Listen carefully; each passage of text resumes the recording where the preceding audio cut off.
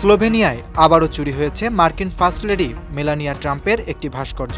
ভাস্কর্যটি একসময় যেখানে দাঁড়িয়েছিল এখন সেখানে শুধু ফাঁকা জায়গা। কাঠের ভাস্কর্য আগুনে ধ্বংস হওয়ার পর সেখানে স্থাপন করা হয়েছিল ব্রোঞ্জের একটি মূর্তি।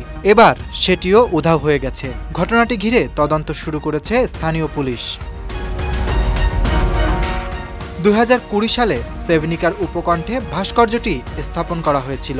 এর আগে সেই স্থানেই ছিল একটি কাঠের ভাস্কর্য, যেটি অজ্ঞাত দুর্বৃত্তদের আগুনে পুড়ে যায়। স্থানীয় শিল্পী আলেস জুপেভক একটি গাছের গুঁড়ি খোদাই করে সেটি নির্মাণ করেছিলেন, যেখানে মেনালিয়াকে নীল পোশাক ও হিল পরা অবস্থায় উপস্থাপন করা হয়েছিল। পরে আমেরিকান শিল্পী ব্রড ডাউনি নিজ উদ্যোগে সেখানে ব্রোঞ্জের একটি নতুন ভাস্কর্য স্থাপন করেন। ভাস্কর্যটি একটি ব্যক্তিগত জমিতে কংক্রিট ও ধাতব কাঠামোর সাহায্যে মজবুতভাবে বসানো হয়েছিল।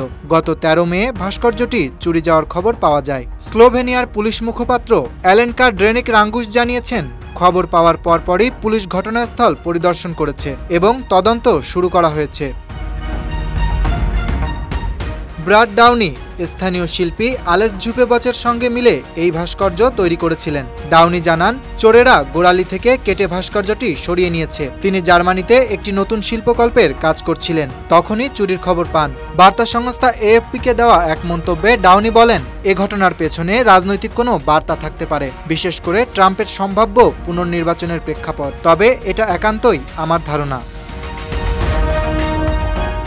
স্লোভেনিয়ার মানুষ মেলানিয়ার উপর একসময় গর্বিত ছিল। আশা করেছিল প্রেসিডেন্ট ট্রাম্পের মেয়াদকালে তিনি নিজের জন্মভূমিতে ফিরবেন, কিন্তু তিনি আর কখনোই সেভনিকায় ফিরে যাননি। তবুও শহরটিতে তার নামে কেক, চকলেট সহ বিভিন্ন পণ্য তৈরি হয়েছে এবং বিক্রি হয়। Dhaka express news desk.